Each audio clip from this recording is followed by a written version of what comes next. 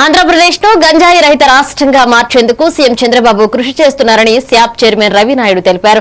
Tirupati press club లో ఆయన మాట్లాడుతూ జగన్మోహన్ రెడ్డి యువత భవిష్యత్తును గంజాయితో నాశనం చేస్తున్నారని విమర్శించారు. విశాఖపట్నంలో గంజాయి విక్రయిస్తూ పట్టుబడిన విద్యార్థి నాయకుడు కొండారెడ్డిని ఇంతవరకు ఎందుకు అరెస్టు చేయలేదని ఆయన ప్రశ్నించారు.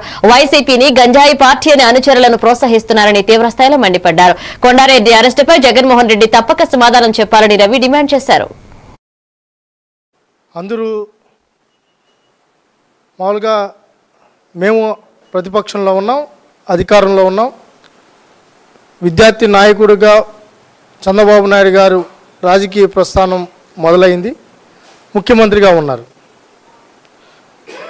ఏ నాయకుడైనా సమర్థవంతంగా రాణిస్తున్న నాయకత్వం ఏదన్నా ఉందంటే విద్యార్థి దశ నుంచి నాయకత్వం లక్షణాలు ఏర్పరచుకున్న వాళ్ళు, అది వెంకయ్య నాయుడు గారైనా లేకపోతే ఈరోజున్న నరేంద్ర మోడీ గారైనా సుష్మా స్వరాజ్ గారైనా అఖిల వామపక్ష పార్టీలో నాయకత్వం చూసినా, ఏ నాయకత్వం చూసినా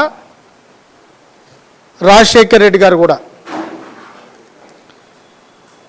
విద్యార్థి నాయకుడు టైం నుంచే నాయకత్వ లక్షణాలు పెంచుకోవడం, ప్రజా సమస్యల మీద పోరాటం జరుగుతోంది.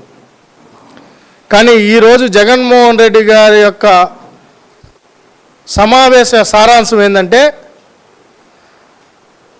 డ్రగ్స్ను, గంజాయిని ఈ రాష్ట్రంలో ఎలా విద్యార్థులకు పంచే వాళ్ళకి నేను ఎలా సహకరిస్తాను,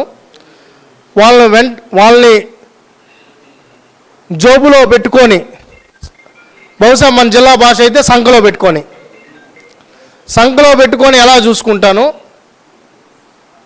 అన్నిటూ జగన్మోహన్ రెడ్డి గారి వ్యవహారం ఉంది. జగన్మోహన్ రెడ్డి గారు విద్యార్థి నాయకులతో సమావేశం అని చెప్పి ఒక సమావేశం ఏర్పాటు చేశారు.